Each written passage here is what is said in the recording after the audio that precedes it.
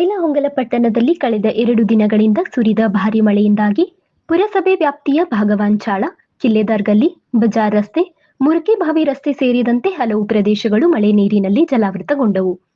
ರಸ್ತೆಗಳಲ್ಲಿ ಮಳೆ ನೀರು ತುಂಬಿ ಹರಿದ ಪರಿಣಾಮ ವಾಹನ ಸಂಚಾರ ಮತ್ತು ಸಾರ್ವಜನಿಕ ಸಂಚಾರಕ್ಕೆ ತೊಂದರೆ ಉಂಟಾಯಿತು.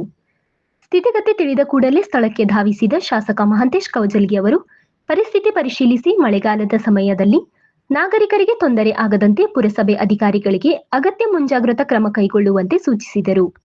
ಸಾರ್ವಜನಿಕರು ಪ್ಲಾಸ್ಟಿಕ್ ಹಾಗೂ ಇನ್ನಿತರೆ ತ್ಯಾಜ್ಯಗಳನ್ನು ಚರಂಡಿ ಮತ್ತು ನಾಲಾಗಳಲ್ಲಿ ಹಾಕಬಾರದು. ಪುರಸಭೆಯವರು ನಿಯಮಿತವಾಗಿ ಪರಿಶೀಲನೆ ನಡೆಸಿ ಚರಂಡಿಗಳು ಬ್ಲಾಕ್ ಆಗದಂತೆ ನೋಡಿಕೊಳ್ಳಬೇಕು. ಮಳೆ ನೀರು ಸರಾಗವಾಗಿ ಹರಿದು ಹೋಗುವ ವ್ಯವಸ್ಥೆ ಮಾಡಿದರೆ ಮಾತ್ರ ಸಮಸ್ಯೆ ನಿವಾರಣೆ ಸಾಧ್ಯ ಎಂದು ತಿಳಿಸಿದರು.